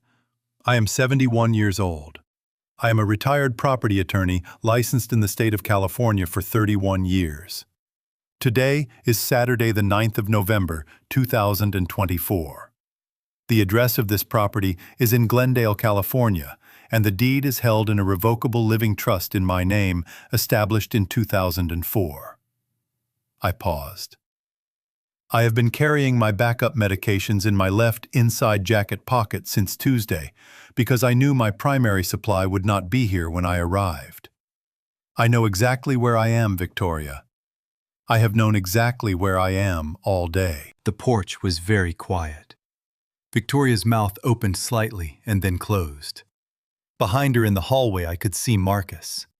He had appeared at the edge of the entryway, his bourbon glass gone, his jacket off his hands at his sides, in the posture of a man reassessing a situation he believed he had fully controlled. His eyes moved between me and Detective Reyes and then settled somewhere in the middle distance, which is where eyes go when a mind is working very fast. "Detective," Victoria said, and her voice had shifted again, lower, now more careful, shedding the distress like a garment that was no longer useful. "My father is elderly. He's been under significant stress today. Whatever he's told you, I think you should consider the source." "We always consider the source," Detective Reyes said pleasantly. "We've also considered the 31 photographs and 4 minutes of audio recording that Mr. Calloway provided to us 40 minutes ago. I'd like to come inside now, Ms. Hale." Victoria's hand tightened on the edge of the door. Her knuckles went pale, the same knuckle shift I had seen when she gripped the cake knife. The same involuntary tell that her control was not as complete as she needed it to be. "I don't think that's necessary," she said. "This is a private family gathering." "It was," Detective Reyes said. "Now it's a sheriff's department matter. We can do this here, or we can do it at the station. The choice is genuinely yours." Something moved through Victoria's face then. Not the calibrated expressions she had been producing all day, but something rawer and briefer. Something that arrived before she could arrange it and was gone again, almost immediately. I had seen that expression once before, years ago, when Raymond had told her at the dinner table that he knew what she had done with his college application recommendation letter. She had arranged her face within 2 seconds. She arranged it now, within 1. She stepped back from the door. "Come in," she said. Detective Reyes moved through the doorway. The 2 officers on the porch followed her. I came through after them, with Leo a half step behind me. The living room was largely empty of guests now. A few people remained, a couple near the fireplace, who were clearly trying to understand what was happening. an older woman in a yellow dress who had her coat already on and her purse on her arm. The catering staff had mostly packed up. The cake sat on the dining room table with one slice missing, the piece Victoria had cut after we left. I assumed pressing forward with the performance of an ordinary birthday even after the guest of honor had gone. Harrison was standing near the hallway to the back bedroom. He saw Detective Reyes, and I watched the color leave his face in a slow, even drain, the way color leaves something when the light changes, rather than when it's removed all at once. I walked to the center of the room and stopped. Marcus was 4 feet to my left. Victoria had come to stand near the archway between the living room and the dining room, her arms folded now, her chin up, recalculating. Harrison had not moved. I looked around the room at the cables I knew were in the walls, at the molding I knew concealed the transmitter, at the kitchen beyond the pass-through where the unlabeled bottle was still in the drawer where I had left it. Then I looked at my daughter. "I think," I said quietly, "it's time for an honest conversation." Before I reveal the ultimate confrontation next, please comment the number 71 to let me know you are still here riding this wave with me. Also, please note the upcoming sequence contains stylized dramatic elements and might not reflect complete reality. If you prefer not to listen to creative storytelling, feel free to turn off the video right now. Nobody spoke for a moment after I said it. The room held the words the way a room holds smoke. Not comfortably, not by choice, but because there was nowhere for them to go. The couple near the fireplace looked at each other with the alert discomfort of people who have realized they are present at something they did not consent to witness. The woman in the yellow dress pressed her purse more tightly against her side. Marcus had not moved from his position near the entryway. Harrison had taken one small step backward toward the hallway, a movement so slight it might have been involuntary, the body deciding to retreat before the mind had finished its calculation. Victoria unfolded her arms. "Daddy," she said, and her voice was different now. Quieter, more careful, stripped of the performing warmth she had been deploying all day, and left with something underneath that was harder to name. Not tenderness, not guilt. Something that lived in the same neighborhood as those things, without being either of them. "I think you should sit down. You've had a very long day, and I think—" "I'll stand," I said. "Thank you." I turned to face the room fully. Detective Reyes had positioned herself to my right, close enough to act, far enough to give me the floor. The two uniformed officers stood near the doorways. Leo was at the edge of my peripheral vision, near the bookcase, his arms at his sides, his face open and still. I began with the house. "This property," I said, "is held in a revocable living trust established in my name in 2004. I am the sole trustee. No transfer of ownership, no change in trust beneficiaries, and no conservatorship petition filed in connection with this property or my person is valid without my knowing consent, executed in the presence of a notary public. While I am of demonstrably sound mind." I paused. "I am of demonstrably sound mind. I have been every minute of today." Marcus's jaw moved. A single, small motion, like something clicking into place or out of it. "This morning," I continued, "before the guests arrived, my grandson and I found professional audio surveillance equipment installed under the porch of this property and along the interior baseboard of the living room and hallway. The equipment included an active transmitter broadcasting in real time. The installation was carried out without my knowledge or consent." I looked at Harrison. "In California, recording private conversations without the consent of all parties is a criminal offense under Penal Code 632. The penalty is a fine of up to $2,500 and up to 1 year in county jail per offense. The fact that the recording equipment was installed in a property I own does not exempt the individuals who installed it from criminal liability because I did not consent to its installation and was not informed of its existence." Harrison's hands had come together in front of him, his fingers interlaced, a posture that looked like composure and was actually its opposite. In the kitchen drawer behind the silverware tray, I said, there is a glass bottle with no label and a white residue consistent with a dissolved pharmaceutical compound. That bottle was not placed there by me and does not belong in this house. The champagne that was offered to me during the toast this afternoon showed visual signs of adulteration, a slight cloudiness inconsistent with the carbonation of an unaltered drink. I let that land for a moment. I did not drink it.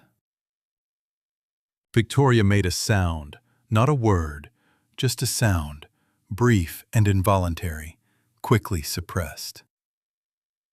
In the back bedroom of this house, I said, there is a medical bag belonging to the man currently standing near that hallway, who has been introduced to guests today as a family associate. That bag contains a California Judicial Council petition for appointment of a conservator of my person and estate. The petition names me as respondent. It includes an attending physician evaluation signed by the man near the hallway, assessing me as having early to moderate cognitive decline. I turned to look at Harrison directly. He has not examined me. He has never met me before today. The evaluation is fabricated. Harrison's face had gone the color of old paper. His interlaced fingers had tightened until the knuckles stood out white and distinct. The signature page of that petition, I said, bears a version of my name that is not my signature. The pressure on the downstroke of the first letter is incorrect. The loop formation on the second letter sits outside my established pattern. I have signed my name on legal documents for 31 years. I know what my signature looks like. That is not it. I paused. Forging a signature on a California judicial document is a felony under Penal Code 470. Combined with the elder financial abuse statutes under the Welfare and Institutions Code, the individuals responsible are looking at multiple felony counts. The room was very still. I turned to Victoria. She was standing near the archway with her arms at her sides now, her chin still up her face, doing the remarkable thing it had been doing all day, holding its shape against pressure that would have broken most things. But her eyes had changed. The calculation that had been running behind them all afternoon had slowed or stalled or reached the end of whatever path it had been following and found nothing there. You wanted to prove I wasn't capable of making my own decisions, I said. My voice was still quiet, still even. I did not raise it because I did not need to. You brought me to this house, to the house where your brother carved his initials into a doorframe when he was 9 years old, and where your mother stood at the kitchen window and said she had everything she wanted. You brought me here because you thought the memories would make me soft. You thought I would walk through that door and become someone easier to manage. I stopped.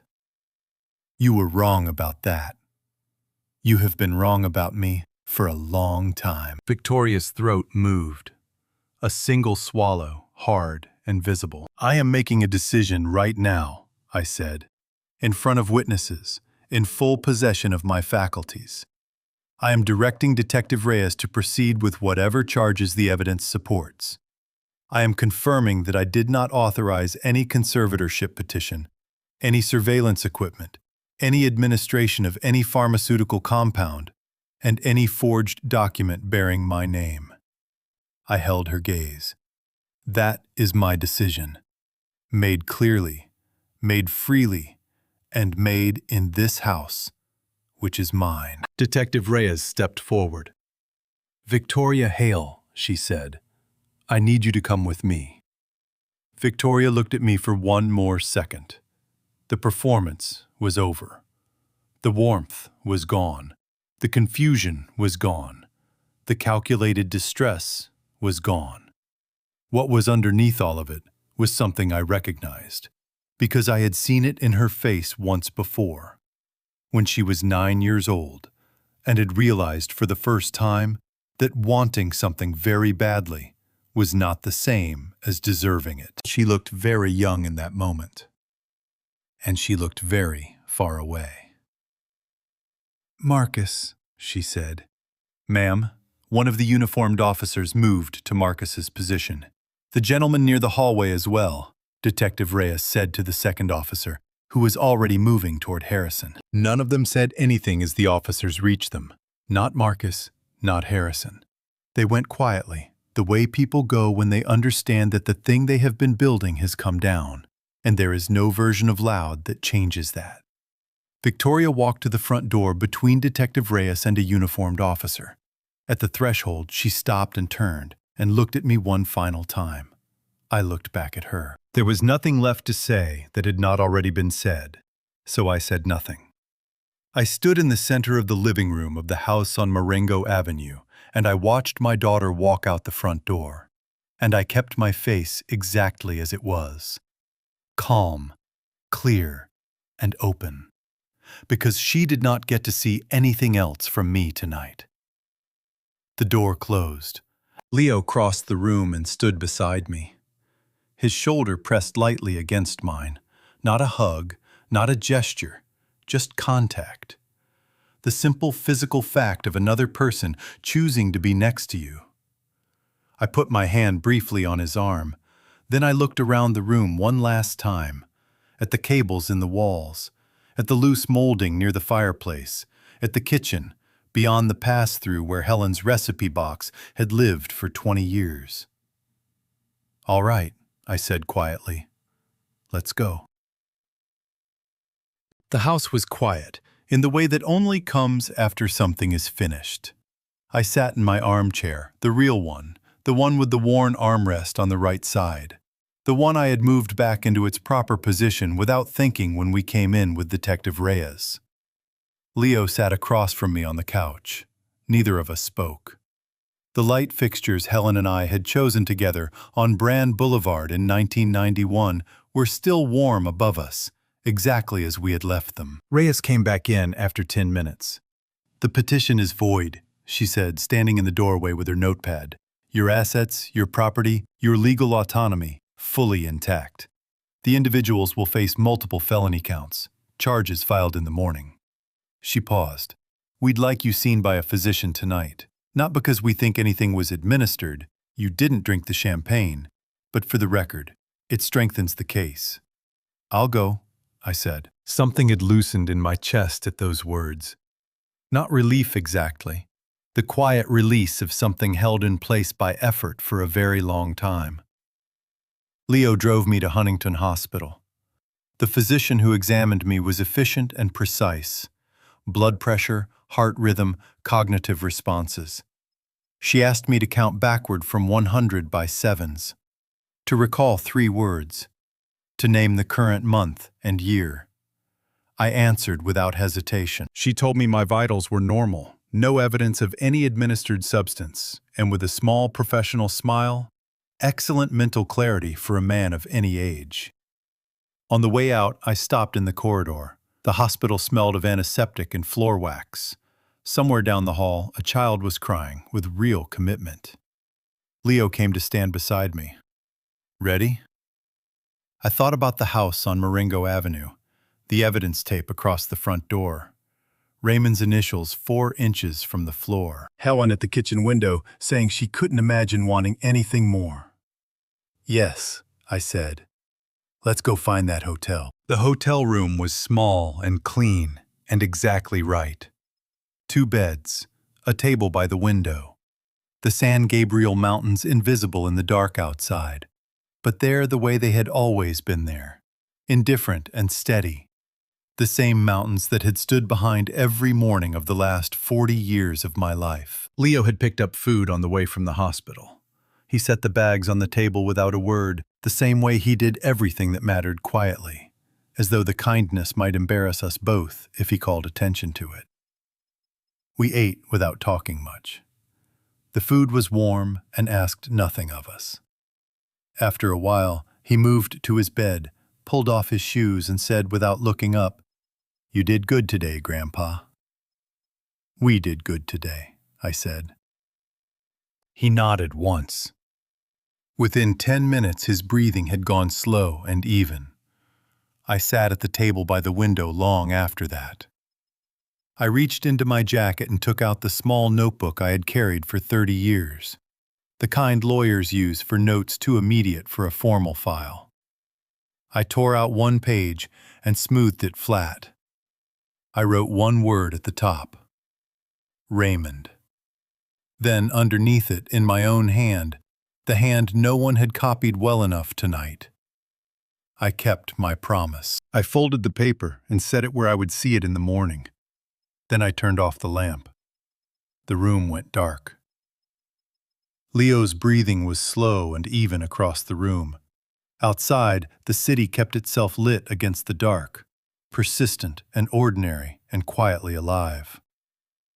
I took off my jacket. I sat on the edge of my bed, and for the first time in longer than I could measure, I did not feel like a man waiting for the next thing to require his attention. I felt like a man who had done what needed to be done.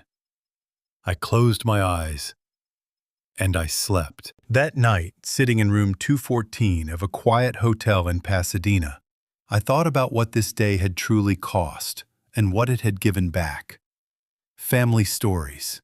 Revenge is something we never imagine writing for ourselves. We imagine loyalty. We imagine love that holds. But sometimes, the people closest to us make choices that force us to choose between our comfort and our dignity. I chose dignity. I don't regret it. If there is one thing I want you to take from this, don't wait until someone has a pen in your hand before you pay attention. Document what matters, know your rights, and never mistake someone's silence for kindness or their smile for safety. Family drama revenge is never the goal. Protection is. Justice is. I believe God places certain people in our path. Leo was mine that day, not by accident, but by grace. My honest opinion. Too many families treat their elders like problems to be managed, rather than people to be respected. That has to change. These are the family stories, revenge that nobody wants to live, but everyone needs to hear. If this story moved you, leave a comment below and share it with someone who needs to hear it. Subscribe so you never miss what comes next. Thank you for staying with me until the very end. The stories ahead contain fictional elements crafted purely to inform and inspire. If that's not what you're looking for today, no judgment. Simply choose what serves you best.